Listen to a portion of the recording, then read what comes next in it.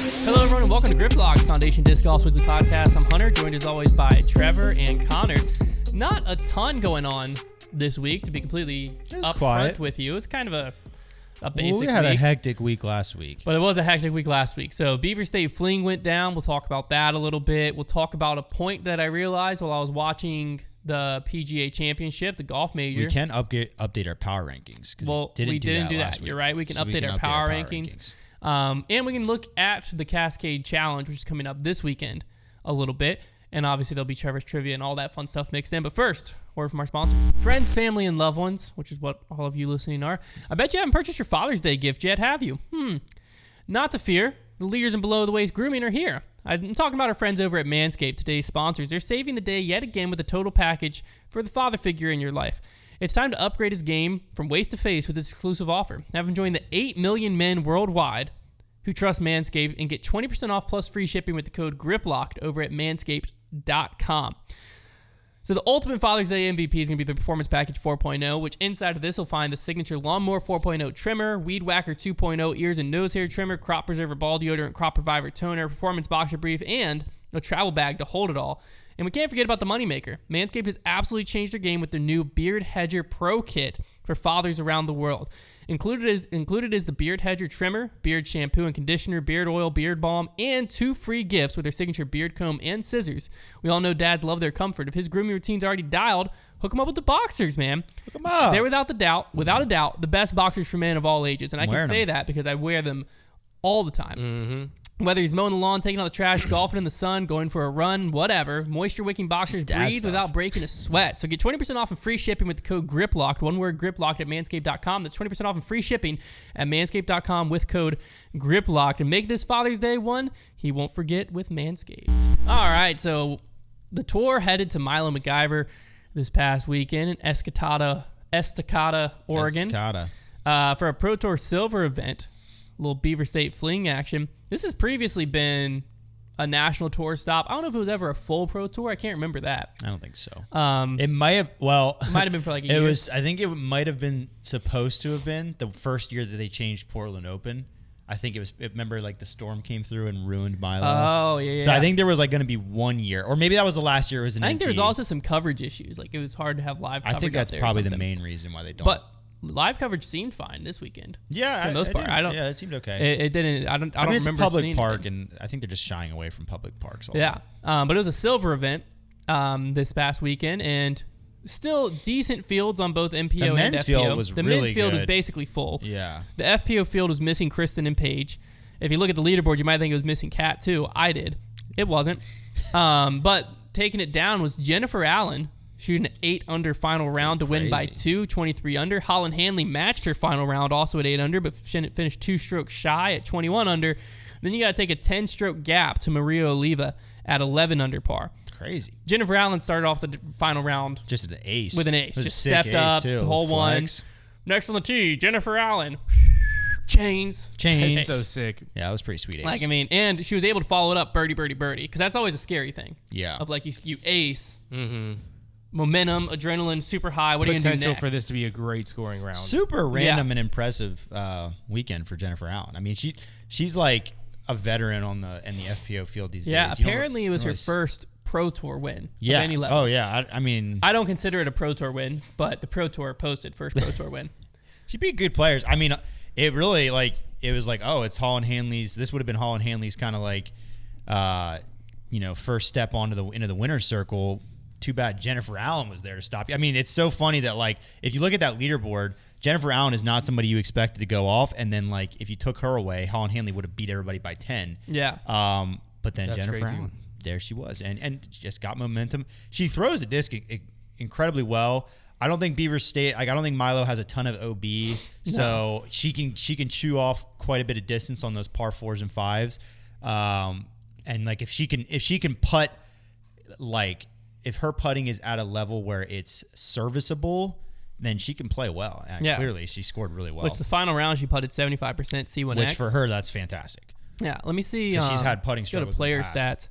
So for all rounds, Jennifer Allen putted 70%. C1X, 0% C2. She won this tournament without making a single circle 2 Look putt. at the gain tee to green stat there, though. Yeah, 26.35. 26 strokes. So she gained 5 strokes on Holland tee to green and lost 3 putting. Yeah, which Win by losing 2. strokes to Holland Handley putting, that says something about your putting. Although that must mean that Holland putted okay. The leader of the field putting-wise was Owen Scoggins at 87%, just to kind of give you a little bit of a scope of where we're at. Jennifer Allen putted 70%. Holland Handley putted 74%. But the big difference was Holland Handley hit 27% of her circle 2 putts, whereas Jennifer Allen hit 0. That's where you gain those strokes a lot of times. But yeah. I mean, the throwers prevailed. Other than that, though, they were pretty similar, within a few percentage points of fairway hits of each other, parked percentage of each other, circle 1 in regulation. The big difference was Holland Handley had 75% scramble rate compared to Jennifer Allen's 67%. But even that, they're pretty neck and neck. So they were just kind of like even across the board. Jennifer Allen was just throwing it a little better at the end of the day. Yeah. She was just giving herself more chances and converting that more. Shootout. Really exciting. We don't really see that a lot. Realistically, it was Jennifer Allen round 2. She was able to shoot a 10 under, beat Holland Handley by 4 that round. And that was a separator. It's crazy that the ace ended up being what the difference? One of the difference. Ace versus par would have been the difference there, which is which if she did an ace, probably taking par because you're coming in hot. Yeah. You're especially that hole. If you get too far left, you might have 0 putt at all. Like that literally could have been the difference if that basket, if she hits the basket or not. It's true. Now, like we had said, Katrina Allen was there. Somewhat. There she is, tied for 22nd. Lost by she got just inside the cash 28 line. strokes. Props. Lost by 28 strokes. That's just a lot. This is a 3-round event. Correct me if I'm wrong, yes. right? Yeah, 3-round event. It's a lot. That's a lot of strokes to lose. Like if you are one of the best in the world, how are you losing that many strokes a day to the top of the car? I mean, to be fair, I don't really. It's so weird when you see a tournament like this where two players who are. I mean, Jennifer Allen came out of nowhere. Holland Handley has been really good this year, but even still hasn't been like unbeatable by any means. I mean, she hasn't had any wins. And when you have two players just like separate themselves like that, I think a lot of it has to do with momentum. Like they just kind of get the ball rolling early and they're just moving downhill. But like it's just really weird to see. Like what were they finding out there on that course that nobody else was finding? And I think it wasn't bogeys is the key difference. Yeah, I mean, their scorecards were pretty clean, but like, man, that's just a lot of separation in 3 days from like other good players. Yeah. Now, the rest of the leaderboard, though, like kind of makes sense. Like you have Owen Scoggins. Well, Owen's like our control player. Like I feel like she's the one who wouldn't get smoked like that. This course requires some distance, though. That must have been the difference out there. Was just because like look at the leaderboard. You have Jennifer Allen and Holland Handley, two players. Although look at Ella way down there. So didn't translate for everybody. Yeah, but I'm just saying Jennifer Allen and Holland Handley, their thing is distance. Yeah. And for them to pull ahead, not surprising Owen Scoggins wasn't able to do. But then, like I'm saying, for what we've seen this season, Owen Scoggins very consistent. There she is again, 4th place. Missy Gannon kind of been in and out of the mix. There she is, 6th place. Kat Murch, 6th place. Their as a leaderboard looks pretty normal. So like the leaderboard kind of seems like a normal event. Yeah. And then minus Katrina Allen. It's almost like Katrina Allen and Jen Allen switch places. That's Freaky Friday. Freaky Friday style. Wow, that's a theory. If you had to power rank most violent throwing styles, is Jen Allen number 1 on that list? Because it's violent. It's violent. Jen Allen, David Wiggins Jr., and James Conrad are fighting for number 1. Conrad's violent, but his follow through is what's most violent. And his warm-up throw is also very violent. That's what I'm saying. He's a violent thrower. I would say Owen's pretty whenever you say violent, because well. whenever I think violent, I think more like sporadic, like aggressive. Not like I feel like James Conner is just like it's just like a big run up and like he follows through like 10 steps. Yeah, off the it's more so his follow through that's violent because he does launch himself. I'm just thinking about someone who's like really sporadic. But yeah, as far as like a jerky, like Kevin Jones has a really aggressive throw because it's like it looks aggressive. I feel like. And he's got that like KJ's smooth. Yeah, KJ's really smooth. I'd say sporadic's a good word for James Conrad's throw. Okay. I think James Conrad is smooth through the throw. What does sporadic mean? Sporadic I'm thinking like jerky. I'm thinking Jen Allen, like she like rips the disc back. And it's someone that doesn't look like you occurring at irregular intervals or only in a few places, scattered or isolated. Like I would say like Owen Scoggins even. Like, she has some really quick movements with her forehand that's, like, kind of, like, violent. Sarah Hokum's forehand, I would say sporadic. Yeah, occurring at weird intervals. Yeah, it does occur at weird intervals. Yeah. I don't know. Jen Allen, though, like she always looks like if you were standing behind her and got in the way of her reach back, you're getting knocked out cold. It almost feels like, though, that she could throw like almost as far standstill because she like stops all her momentum when she punches back. She does. And her reach back to pull, she probably still the record holder for distance. MPO and FPO probably has one of the longest, like from end of reach back to release a disc. Like she reaches so far back. What would that be? Like the distance covered from like your reach A to B. Yeah, from like reach back to so your reach back release. wingspan. Like reach back to release, she probably has one of the farthest distance on the planet. We need to track that. We need to like pull through travel. Yeah. There we go. Statmando. Can we get We that? get that? Yeah. You're right though, because like she like leans down and back. Down and back when she reaches, and she turns so far, and then her she like shoulder turns. I need to look up a video because I can't. Off the top of my head, I can't remember. Oh, it's crazy. You're gonna think violence as soon as you've seen it. Yeah. But good for her. Pretty big win. Yeah. It'll be interesting because what we've seen previously is like this has sometimes been the start for some momentum on this Portland swing, Oregon swing. It'll be interesting if that rings true again for Jennifer Allen and Holland Hanley. Now, over on the MPO side, oh my gosh, yeah, I remember now. I was kind of fascinated. Eagle McMahon able to take it down by 3 strokes over Andrew Presnell and Calvin Heimberg. He played tied so for 2, good. He played so good. Which we expected last week. And then he just didn't. He missed cash last week. Yeah, well, it's a little it's weird because I mean, if you look at the stats all the way through, he putted incredibly well, 94% C1X rather. He was like first in fairways hit. He just was really solid. He threw the disc well. He putted well. He was unbeatable, which is what you get when Eagle is at his best. I really don't think anybody beats Eagle at a certain course. I think the lack of a forehand could come into play at other courses, but at certain courses like Milo, where I don't think a forehand is crucial, he is pretty much unbeatable at that level. And we expected this last week. It's a little scary because like now, I don't know if he's playing Cascade or not, but like going into Portland, who else can you pick other than Eagle?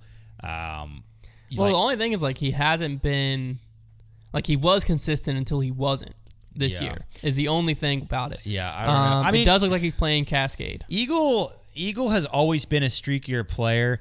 I don't know. I think the last event was maybe a little bit of a fluke. He just had to get further up north. Northwest is where Eagle McMahon dominates, I think. So I honestly, if he's playing Cascade, I think he wins Cascade in Portland. Oh, you think he's about to rattle off 3 in a row? I think he just goes for the Triple Crown. No, this is what's fascinating. I think we said it earlier in the podcast, remind me before we start recording, where there just wasn't a lot of OB to be had out there. OB is what stopped Calvin and Andrew Presnell from winning. So Calvin Heimberg threw 3 OB, Andrew Presnell threw 4, Eagle 0. So there must not have been that much, but they still. But yeah, that was obviously the difference. Because you give Presnell those 4 strokes back, like Eagle took 0, he wins by 1. Calvin, you give him those 3, he ties. You do have some greens at that course that are a little bit trickier. Now I don't know when those came. It could have come late in the round, like they're trying to play aggressive. Right, but yeah, I mean, yeah, because like Calvin made a consistent charge. Presnell had like a weekend for Presnell, and also. Who's this Carter guy?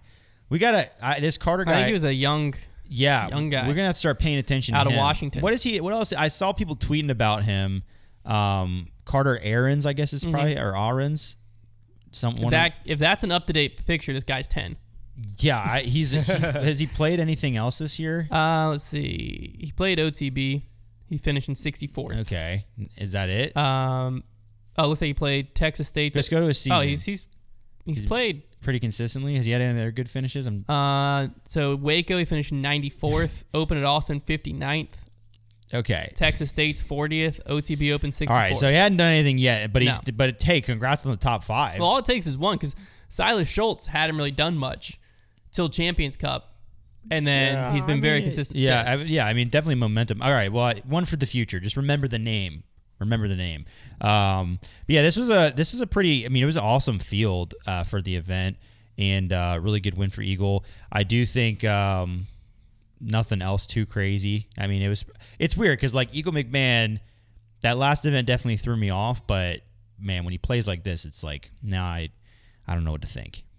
I don't know. Yeah, it was an interesting one. The other big storyline for this weekend was the return of Ricky Wysocki. Yeah, who kind of fell off in that last round, but he was playing well. He was playing solid. He overall had a solid tournament. He finished in 11th place. And again, the MPO field was essentially full. Is the Stat Mando strength of field up? Like, I don't know. How often do they update that? I know, because we really could use that. Where is it? I don't even found? know where they do it. Stat Zone? Probably, it would be in there probably, but I don't even know.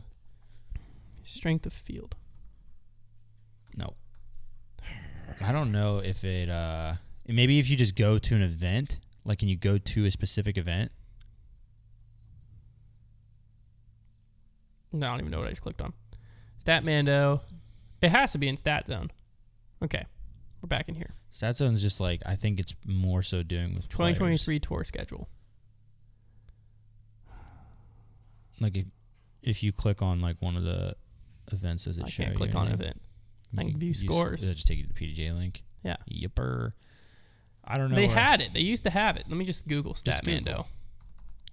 Because that would be helpful. The silver fields have gotten pretty intense at this point. Like, I mean, it makes sense because when you put if you put Portland up in the Northwest, guys, like most of the fields just going to go hang out up there. So let's go rankings because this is 2022. Oh, okay. Rankings galore. Is it going to load? No, it was, but now it doesn't want to anymore. There we go. Rankings, field strength. Here we go. Here we go. We got to be using this more often. Okay. Beaver State Fling is 8th. So, did it beat out any Pro Tour?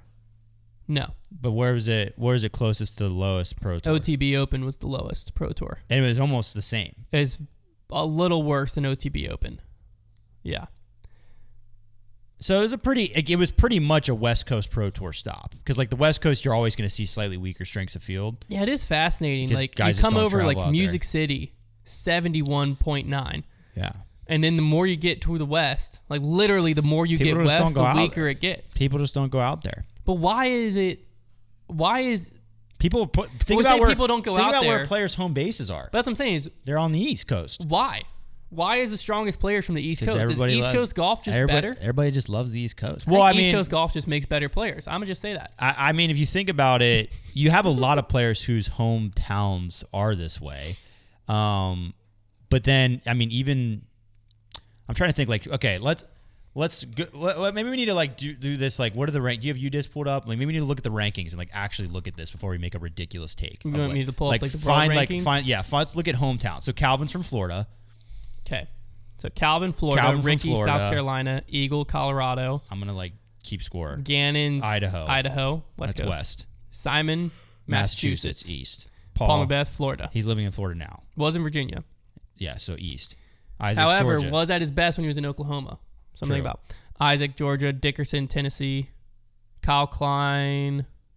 Colorado? He was from Colorado. Where is he at now? Michigan. No, he's always been from Michigan. Yeah, he has always been. Michigan's on East Coast time. We're going to just not count that one. Michigan's either just side. AB. West Coast. Arizona. Nicholas. Doesn't count. Mateo. East. Joel Freeman, Colorado. He's from Florida, I thought. Freeman? No, he's definitely Colorado. I thought he was like a Gators guy. Colorado. Loveland, Colorado. Never mind. Proctor, West Coast. Bradley Williams, West Coast. West Coast? Right? Yeah, definitely. Am I wrong? Texas, Midwest. We don't count. Neutral. Corey Ellis, East Coast, West Virginia guy. Presnell. Is he a Michigan guy? I think so. Missouri. Doesn't count. Ben Calloway, I have no idea. Benjamin. Iowa. I don't know. At this point, okay, we're through. Well, I was going to try to get to 20. Okay. Emerson Keith, Texas, doesn't count. Ezra's living in Florida right now. I think. Well, that would put it at 9-5. East to west. East over west. It's not overwhelming, but I'm overwhelmed. The East Coast. Yeah. Personally, I feel the top 10 was a lot. I'll say the West Coast started racking up the farther we got away from the top 10. They did. Top 10 is very East Coast heavy. Yeah. Which is probably why the strength of field's East Coast I just heavy. know that you hear a lot of guys that want to move to like Charlotte or Florida right now in the disc golf scene. Like that's every time I hear, oh, I'm moving somewhere, it's either Charlotte or Florida. Let's that's all I'm saying. That's the culture right now. Let's see. The weakest silver event this year was Texas State's. Honestly though, I wonder how much the strength of field is affected just by like when they come east. I wonder if the bottom half of the field is like way stronger on the East Coast versus the West. Like I wonder if like East Coast just has a way bigger presence of like 1,000 to 1,030 or 1,020 rated guys. Probably because the OTB had a lot of 940, 960 That's what I'm saying. rated players. I feel like the East Coast is heavy on like 1,000 rated pros or like 1,000 to 110. Whereas Music City Open, the lowest rated player was 980. And there was only like a few before you got to 1,000. I feel like that's definitely an effect. Is like there's a really good like 1,000 rated pro scene over here, and it helps bolster the bottom of the field because like you do have some top. Well, I mean, like here's a question. Like Dickerson's really high rated, and he doesn't go out west. Is it just harder to rate on the West Coast? Like is 1,000 rated West Coast player better than 1,000 rated East Coast player? We've said ratings so many times this episode. Well, because I think this is proving the flaw in ratings. People. Here's what we need to do. Ratings can. I've always said that. We've always said they've been regional. You know, when Nick Carl moved down here from Massachusetts, I always told him because he was like pretty close to 1,000 in Massachusetts. I said 1,000 rated Massachusetts players about 950 down here, so be careful. And it reigned true. I beat him in tournaments for the first like 6 months he was down here, and he just was tanking. He was just going downhill. Now he's about 1,000 rated Virginia players. So he's probably like 1040 in Massachusetts. Dang, dude, Massachusetts just put on blast. Your ratings are inflated. That's so funny. Regional ratings are a thing. I don't know how. It's not that drastic, but regional ratings are definitely a thing. Let's make a website that like there's not. We just do it based on hunch. It's like that inflation calculator I was using, the cost of living one. We do that for ratings, and you input your states, but we just kind of do it on our gut just to make people really frustrated. Let's just make Central Virginia that's like the hardest. That would be so funny. So like, if you want to see where you compare to the Bogey Bros, you got to be like 10-15 West Coast player to be equal to 930 East Coast. That's so funny. Like we'll just like tweet it out and be like, look at this cool website somebody made. Like it should, and just like not anybody who's listening to this would know the bit, but nobody else would. That would be really funny. That would. If anybody out there feels like designing a really simple website, do this. Send it to us and we'll tweet it out. Don't even make it consistent. No, it's just a random. No. It's a random number generator, and you just pick your just states, make sure, and you just plug in a number, and it just like and it's never the same. Also make sure it's never the same. So like if you put 1,000 California and translate it to Virginia, one day it's 910, the next day it's 1050. Yeah, and then just if somebody questions it, just say it's it updates live. It's a live update. There's PDJ sanctioned events every day. Every time a flex start happens, it changes the line. Yeah. So if somebody wants to go ahead and make that, please do, and we will tweet it out. That would be very funny. It'd be really funny. It'd make people really mad. People get very pressed. Make sure the range though is like somewhat believable. Like put it between like 950 to 1050 or something like that, to where like you don't have like, oh, if you're 700 rated, like it's got to be just believable enough that some guy gets really mad about it. Well, just make it where the most it affects your rating is up or down 30 points. It'd be really funny. Like if you put in 930, the highest you can get is 960. It'd be really funny if like Alaska had like the best ratings. Where do you think would be the funniest place to have like whenever they type in? Oh, California would be the funniest to make their ratings like suck. Yeah, like if the Californians, anybody in California puts in their rating and it's just like, oh, it's because they're playing like Daylock 50 everywhere. Oh boy, the bit's gonna be up when we go there and get absolutely mashed. That'll be the tell. If we don't lose on the West Coast, East Coast golf stronger. That's true. And we've never lost. I mean, I wouldn't never lost. True. That's a good point. You know what? I was about to question you, and then I remembered you guys' track record. We've never lost. Yeah. Never lost. So something to think about. And see if there's any other storylines that stood out. I remember Nico Castro popped off the first round, kind of cooled off after that. Nothing else too notable. It was a solid event, and they'll go to the Cascade Challenge next. But yeah, it was a surprising performance from Eagle McMahon, mainly I thought last week was his event to win. Missed cash. I was just off by a week. This dude's gone. We're off by a week. That's all. And then he comes back and wins. So now I don't know where to feel about Eagle McMahon. He doesn't know where to feel. Gannon Burr was right up in the mix, as you expect. Yeah, he's kind of boring me though. He needs to win again. Cole Redolin got himself back in top 11. Rowland's a baller. He's dude. having himself a season. He is. He's having himself a solid season. He better be careful though. He's gonna become the next Matty O. Well, he's like 20. Oh, do we want to look up how old this Carter Ahrens guy is really quick? How are you gonna find that? Google. You gotta find when he was playing like MA. Okay, in 2022, he became the youngest player to achieve a 10-10 rating at 15 years, 4 months. So he's 16 years old. So he should be 16. Well, Gannon Burr was like winning Pro Tours at 16, so 17. 10-10 at age 15. That's pretty crazy. Bro, when I was 15, I was probably rated like 9. Oh, but where's he from? We gotta adjust for That's inflation. true. We gotta Yeah, adjust for true. inflation. Where's he from? 2-time world record holder, 1-time U.S. record holder, 15. His brother's 17. He looks kind of sick too. Let's see. This guy could be a problem. Carter, he's from Washington. Okay, so he's probably like the youngest 980 rated. Yeah. Let's watch his form. Let's watch his form. Yeah, form check. Form check. Plus 550. Yeah, you're going to want to put the plus sign. Yeah, pretty good form. What you should do for a game, Trevor. It's good. This would be hard to do on here. It's got sick flow. But you should pull up a player that like we're not really gonna know, and guess their rating by their form. That would be fun. That would be hard. Funny. That would be really hard. But it'd be we funny. should just have just get a bunch of pros, black out their form. Yeah, that would be super easy to do. And then just show us just a silhouette of them throwing. Yeah, let me just track a player and silhouette them perfectly. I feel like I thought if you don't cherry pick the part of their form, so like you just take a picture of a player's form. I gotta be honest with you. If I think I could do it. How hard do you think that'd be able to do in DaVinci? To like silhouette a player throwing. You can do a frame. Tough. You can Would it be really hard? You can do a frame, just one picture. Because like that'd be a fire Instagram post. Yeah. Like I'm just thinking. I'm gonna look into that. I'm just thinking if you got a player on their reach back, if it was consistently their reach back. I could guess quite a few players. I would bet I'm like, and if you only because like if you show me top, Rick's reach that's what I was back, thinking. I'm I never. could guess Paul's, Ricky, Eagle, Simon, Eric Oakley. Simon might be tough on his reach back.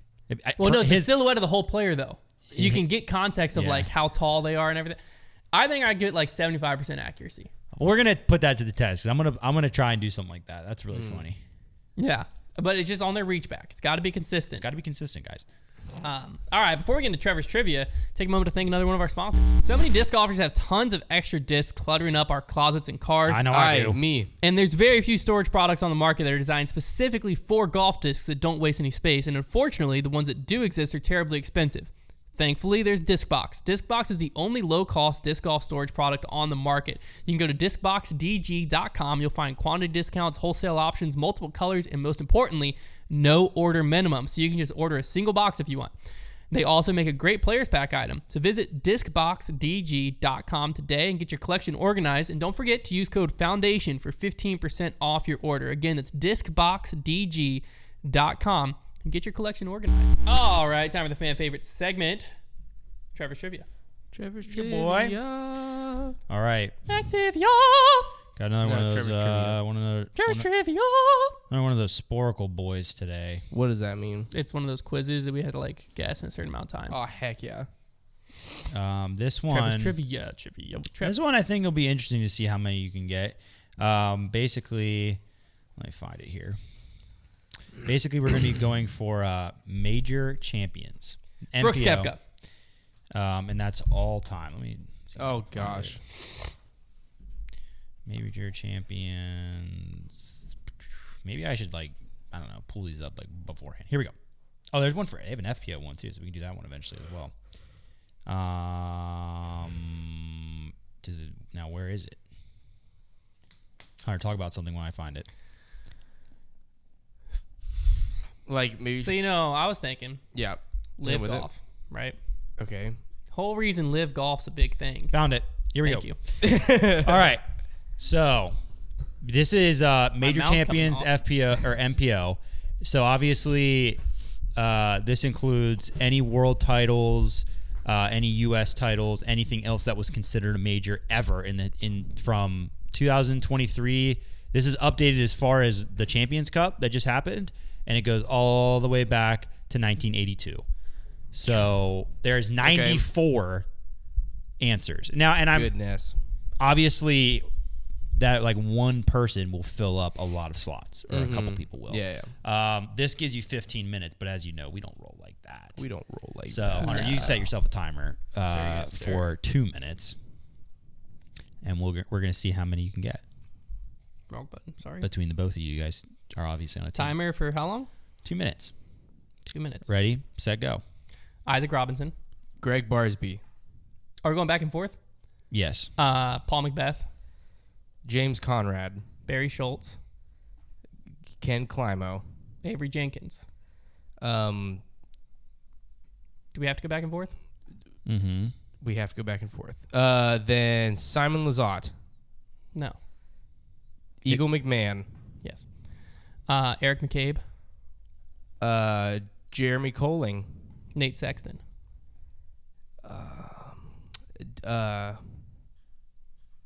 I'm just thinking about USDGC winners. You're missing a big one. I know. Paul Macbeth. No, I already named him. Dang it. Guy won in 2012, 2014, 2010. Owns part of Prodigy. Will Shoestrick. Thank you. Rick Vokes.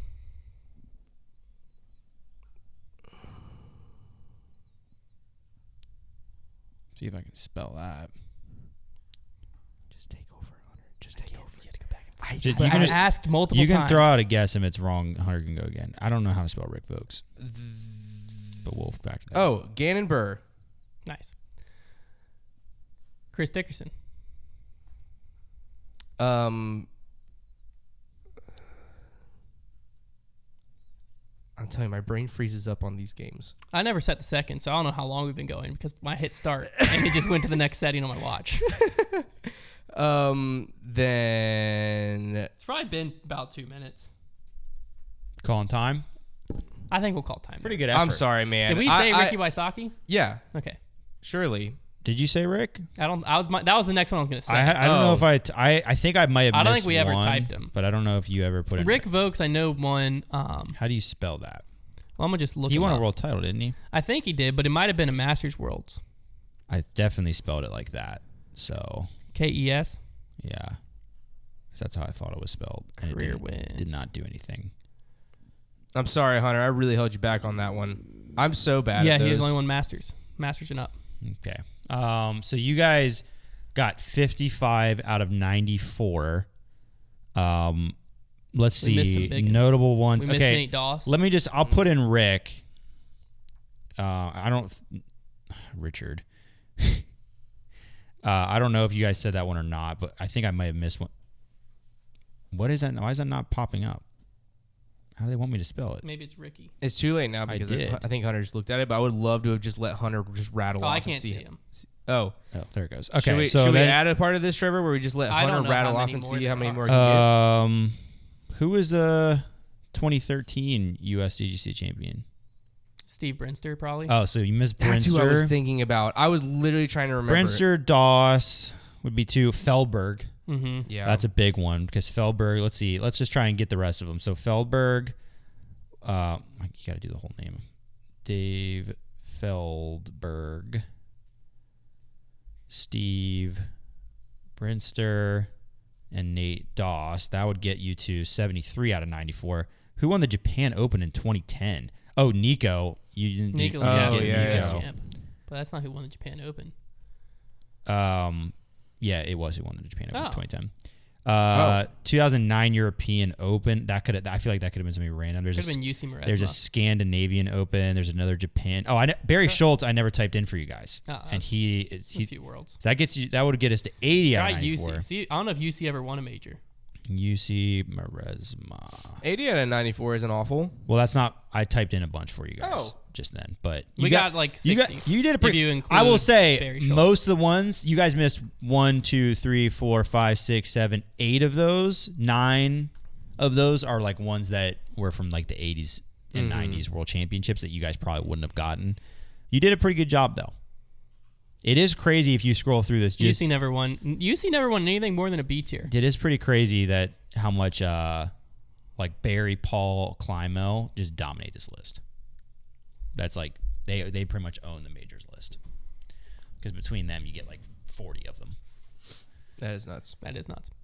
That was a fun game. That was a fun game. I did a good job, Konner. I feel like we normally work together on that, though. On the Sporkle ones. You were working together. No, we were going back and forth. As a team. Yeah, usually like on like the disc ones, we go back and forth. I thought normally on the Sporkle ones, we like talk to each other.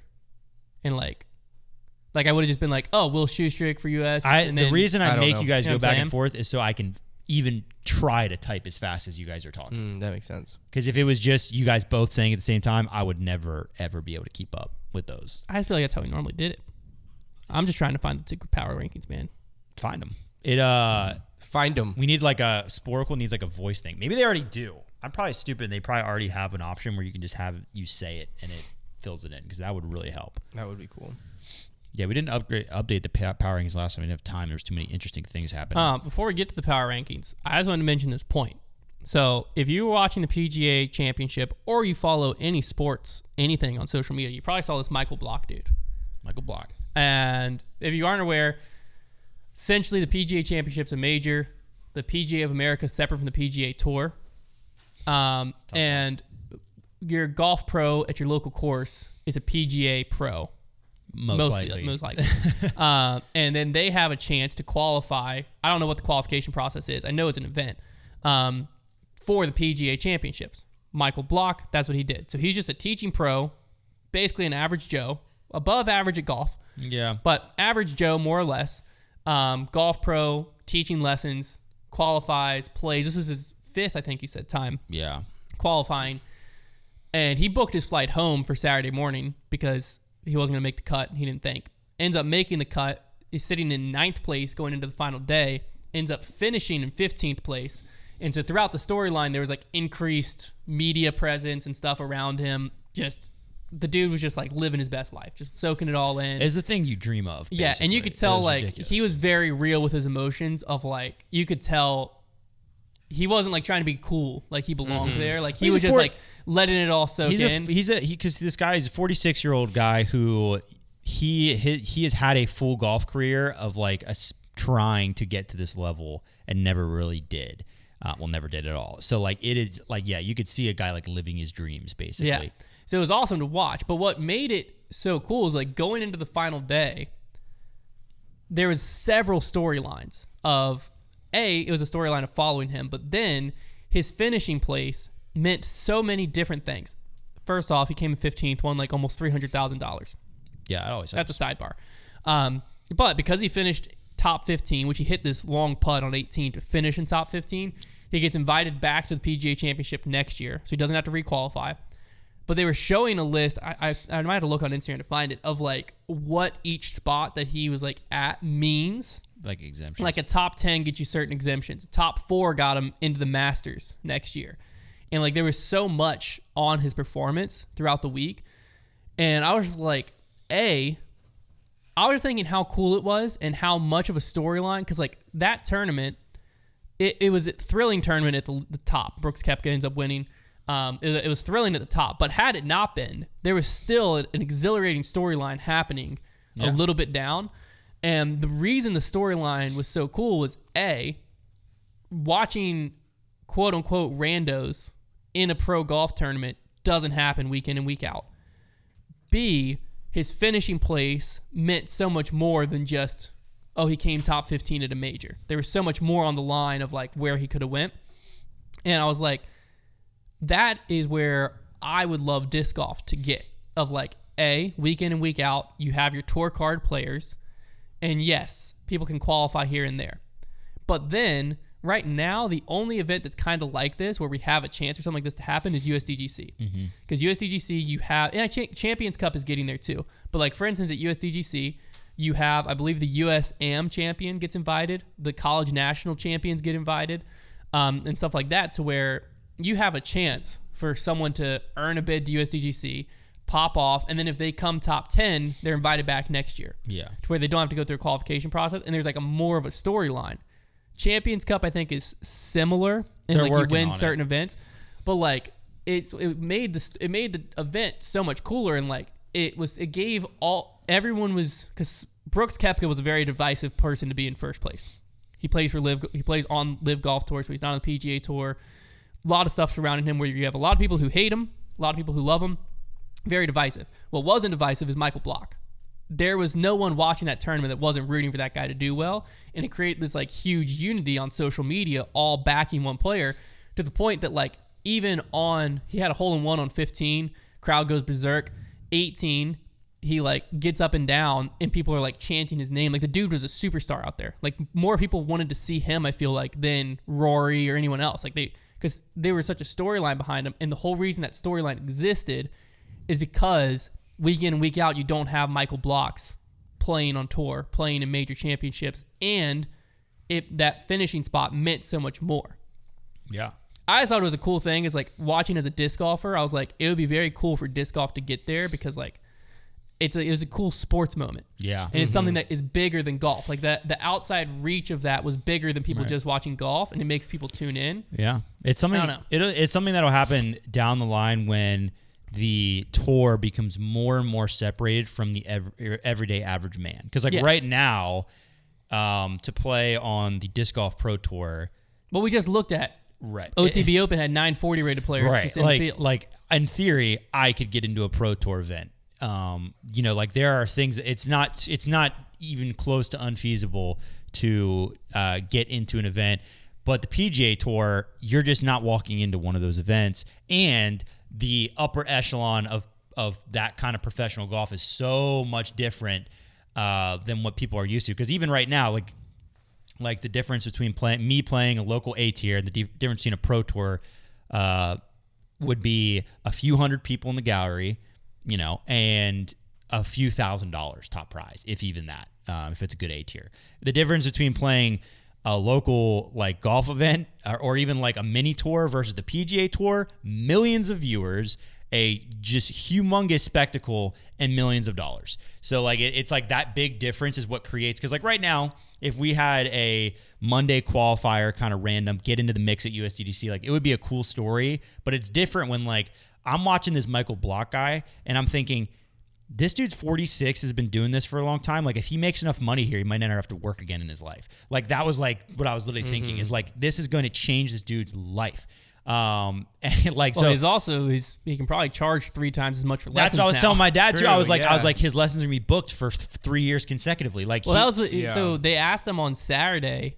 They were like, so what's life going to look like for you now going back? Like, when do you go back to work? He's like, oh, I have lessons all Monday. Like, I'm just back at it Monday. Yeah. Which now he's not, because he got sponsorship. He got an exemption into next week's tour event. Yeah. So he was like, he got a phone call, and there's a video of it, and his boss was like behind him. He was like, hey, do you mind if I'm like not at work next week? And his boss was like, go ahead. Because his boss is probably thinking like, our golf course is about to be packed for months. It's awesome. Yeah. It's just something that'll come with time, with like, you know, the tour getting more and more elevated in status. And yeah, it was awesome to watch though. I just was watching it and I was just thinking like how cool it would be in disc golf. And it's not something that we can snap our fingers and make happen, because the other thing that is like so cool is you have the like history of the event is like part of what makes it so prestigious to play in that event. And again, I think USDGC is realistically the only one we have right now that is kind of like that. We have to play Monday qualifying and be that story.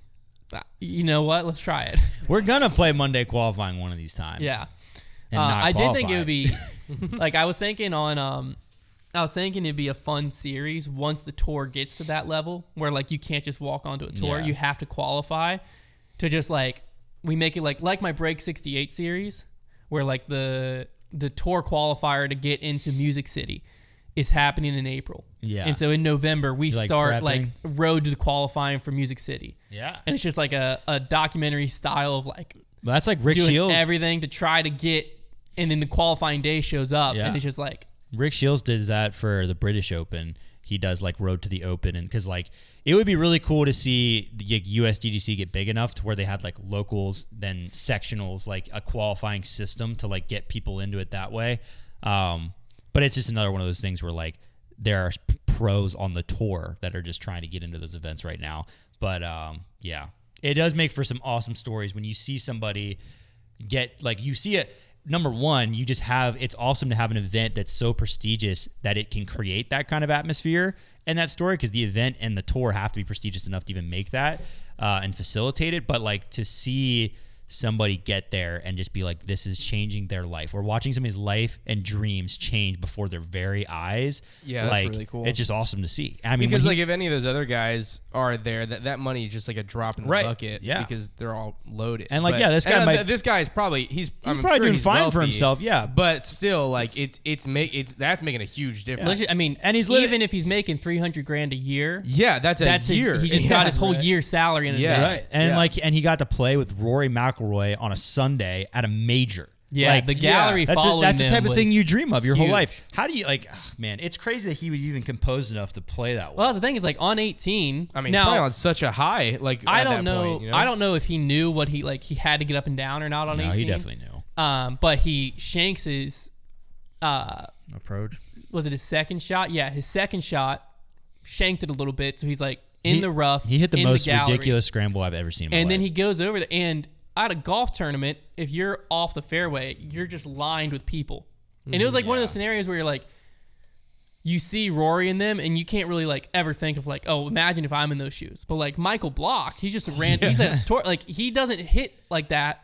Like when he's on the driving range teaching lessons, he doesn't have 200 feet of people, 10 deep on both sides. Where hey, if I mess this golf shot up a little bit, I'm gonna hit someone in the face. I wonder in disc golf, and he got up and down. He just chipped like a beautiful scramble shot to like.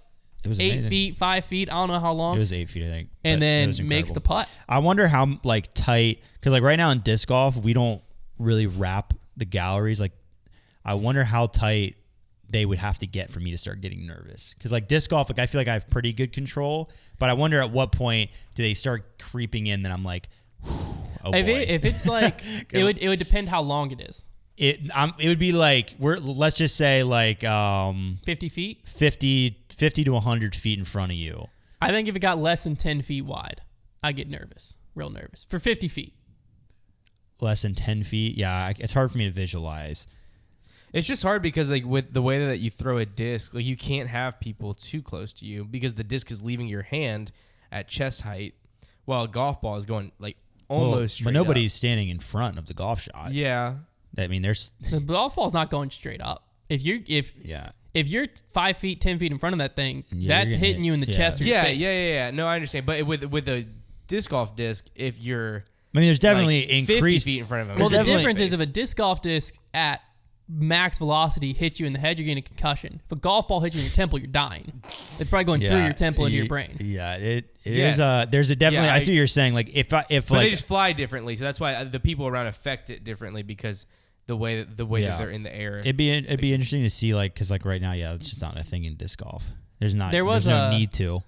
Koepka hit a shot, pretty wild shot, way off, and like the Goodyear blimp was showing the shot. And it landed like behind the gallery, and it's so funny to watch like everyone just sprint to that ball and just circle it because then the marshal's gonna come and push you, and like if you're at the ball, place to be. You're up front. It's the best place. And so this one dude was walking with a bag, and I guess he heard the ball behind him. He turned around, saw the golf ball, and he just sprinted for like 20 feet, and he was like standing on the ball. He was like, "Yeah, like I'm here."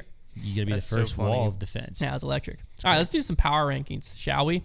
So where they currently sit, we have Calvin Heimberg 1, Gannon Buhr 2, Eagle McMahon 3, Simon Lizotte 4, Paul Macbeth 5, Kyle Klein 6, Isaac Robinson 7, James Proctor 8, Ezra Aderhold 9, Ricky Wysocki 10. This is gonna be tough because tough part. We're about to enter a month stretch with no Paul.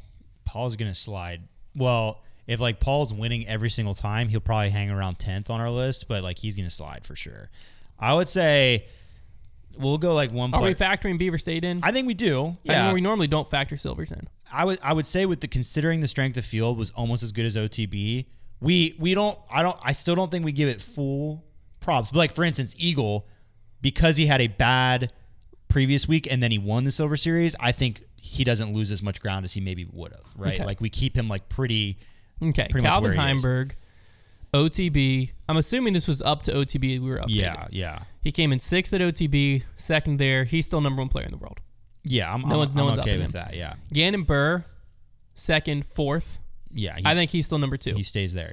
Yeah. Eagle McMahon probably gonna stay there. Miss Cash wins. He's probably gonna stay just unless anybody else. Because like, what did Isaac do? Well, let's just go. Isaac wasn't at Beaver State, was he? I don't know. I'm gonna go head to head. I just want to go Eagle versus Simon for this year. Because Simon's the next one in line behind him. Simon had an awful OTB. Was it worse than Eagle? It was. I think he also missed cash, or it was close. Like he did really bad. Like I definitely don't think you can give him points on. They're 3-3 against each other. What did he do? OTB 51st, 55th. Yeah, so he's not gaining anything. Like I think Eagle's fine to stay ahead of him. Yeah. Yeah, I think he stays right there. Okay, you wanted to see. Did Isaac? Because Isaac played well at OTB, but then did he just not go? Well, I don't care if he doesn't show up to a silver. No, right, but that's what I'm wondering. Like that would be different than if he was there and played really bad. Beaver State finished 20th. Okay, Beaver State, not great, but he came in third. He did have a nice finish. I mean, the stretch he went on compared to Eagle, he went first to Eagle's second to Eagle's second, third to Eagle's 55th, and then 20th to Eagle's first. But that was at a silver. Where is he at right now? Go to the. He's in 7th right now. I think we slide him up. I think we. He should be able to jump Paul and Kyle. Yeah, he definitely needs to. Have we updated this post Champions Cup? Yeah. Because why didn't we jump him over Kyle? What's holding him back? I don't know. Yeah, I mean, recency bias from Music City on, he's been kind of destroying Kyle. Because Music City, he hasn't finished outside the top 10 if you exclude. Isaac Robinson needs to jump up this list a lot. Okay, let's go. He's been playing really well. Him versus Macbeth. Well, he's going to destroy that Paul too. I think he might. I think he jumps Paul and Simon. Yeah, recency. We got to move Isaac Robinson to 4th. I think he goes to 4th. Yeah, he's been playing out of his mind. Okay. Does Kyle Klein jump anyone? Kyle Klein to Simon Lizotte. Let's do that. Lizotte de Klein. They're 3-3. There's a lot of people who are 3-3 against each other right now. They've both been meh recently. Yeah. But Simon had a better start to the season, so I think we just leave them. Now, Kyle Klein versus Macbeth. Let's do that real quick. Another guy we're gonna have to look at is Rodolin, probably. I mean, Kyle Klein's 4-1 against Paul this year. Yeah, Paul needs a skid. We might as well start the Paul skid now. Yeah, the only time he lost to Paul, they tied. No. Music City. Yeah. But they came in 25th and 34th. I think we start. So we go ahead and we start moving Paul down the list pretty aggressively. We go ahead and jump Kyle Klein over Mr. Macbeth there. Because Proctor's probably done better than Paul as well. Let's see. Macbeth to Proctor, the proctologist. Ooh, 4-2, yeah. James Proctor. And recently he's doing better than Paul. Slide him up. Now, Ezra, I know, had a bad OTB. Paul wasn't at OTB. Yeah. I think he had a really bad OTB. I don't know. Let's just go Ezra Aderhold to Paul. 4-1. Oh, my gosh. Now, Ezra came in 72nd at Waco. Something to factor in. Was Ezra not at OTB? No, Paul wasn't at OTB. Let's just look at it. OTB Open. I want to say he took like 60th. But maybe I'm just crazy. But it's how much do we factor it when the player wasn't there? I mean, maybe would not 63rd. I'm accurate though. That's what Ezra came in. He's 4-1 against Paul. Recently, he's went 6th to Paul's 10th at the Open at Austin, 11th to Paul's 25th at Music City. I'm more so just considering the way a player is trending, right? And now Ezra also factor in missed registration for Champions Cup. Yeah, Ezra's case has been a little weak as of late. Now Paul's has also been weak. Where we need to look at Cole Rodolin. Let's look at some other guys that might need to be in consideration. Paul's 4-2 against Rodolin. But when was the? Rodolin came 63rd. Rodolin's good stretch. Paul hasn't been playing. Yeah, that's the problem. We need to compare him to somebody other than Paul. Let's go to Rodolin to Aderhold. Yeah, let's look at that. Ezra's had up on him. I was overrating Rodolin a little bit, maybe. The big thing. Recently, he's been good. He tied up Music City 11th, 23rd, he's his 13th. 3-1 in the last 4. The big thing is. Or 2-1-1. 3rd to 63rd at OTB, and then 11th to 11th at Beaver State. So recently he's been as good. Very sneaky. Recently he's been better. If you go the last 4, including the silver of Beaver State, he's been better than Ezra. Yeah. But previously to that, but he had 3rd to his 72nd. It's basically how much the 72nd and 63rd hurt Ezra. Yeah, Ezra's had a couple bad finishes, but then he's had a really good season otherwise. I don't know. Because, like, what are we going to do with Rick in the 10 spot as well? I think we almost have to leave Rick because he showed up and played and came in 11th. Like, he hasn't played at all, shows up, came in 11th. Yeah. How do you hurt him for that? How do you do it? It doesn't hurt my feelings. I mean, yeah, we probably keep him there because, like, he probably will keep playing better. Is there anyone else that we're missing? Yeah, let's make sure I'm not missing anybody. Maybe look at Let's just go to the UDisc World Rankings. Dickerson, I don't think's in our top 10. No, he doesn't deserve to be. AB. Yeah, he's been okay. He had a 6th. I think he took 6th at OTB. I would say AB's having a better season than Aderhold, it looks like. I don't know what he did at Champions Cup because Aderhold wasn't there. But yeah, maybe okay. Maybe if you put both of these in front of me, I think I would rather take AB's season. Yeah, let's sub AB in for Ezra. These bottom few spots here are just going to be very. Is there anyone else? That's just Compare AB to Paul. Well, what about Nicholas? Oh yeah, Nicholas. We can't sleep on Nicholas right now because he actually has been having a really good season. They're 2-2-1. Yeah. Does Paul belong in the top 10? I don't know. Let's go Nicholas. He might not. Nicholas versus AB. Nicholas beats him out. Yeah, Nicholas is having a good season. All right, we need to toss Nicholas in there. Okay, well, let's do start Nicholas comparing versus Nicholas. Paul. Let's see if we should throw Paul out because I think AB versus Paul. I might take AB right now. They're 1-1-1. They've only played against you 3 times. I think we toss Paul out for Nicholas. Okay. And we put Nicholas above AB. Yeah, I like. I don't like this. I don't like that. It's right, but I don't like it. That's crazy. He's just not. He's just not good right now. He's going to Europe. I don't know what to tell you. Like if he wins like 3 European events, when's the last time we didn't have Paul and Beth never, in the top 10? ever, never. We could have asked that about the top 5. Yeah, he's never been outside the top 10. I guess let's go Nicholas to Proctor just to make sure he's in the right spot here. Yeah, Proctor's got him. Okay. Nicholas has been good this year. Are we good here, we think? Yeah, Is there anyone else that we need to look at think that Nicholas could bump? was probably the one we were sleeping on. Oh, maybe Joel. Compared to who? Just compare him to... What does compare him to Nicholas? Just see what his finishes look like. 2-2 and 0 against each other. Nicholas is definitely having a better season. At least the last few events, yeah. Well, these are just the only 4 they've played against each other. But... Okay. I mean, I think we're fine with what we have. There's always going to be... The question mark's Rick, but we just won't know until he plays a little more. Yeah. All right, so where it's at now... Let us know in the comments if we're missing anybody. Well, where it's at now, Calvin Heimberg 1, Gannonburg 2, Eagle McMahon 3, Isaac Robinson 4, Simon Lizotte 5, Kyle Klein 6, James Proctor 7, Nicholas 8, AB 9, Ricky 10. Let's do Nicholas to Simon Lizotte really quick. Yeah, we might be overrating Simon Lizotte. 3-1. Oh! Okay, let's do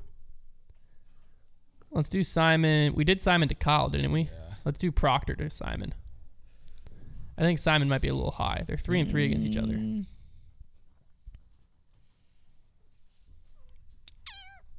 It's tough. It's because Simon had that win, so like he had a pretty good standing there. Well, that's true. Simon did have a win.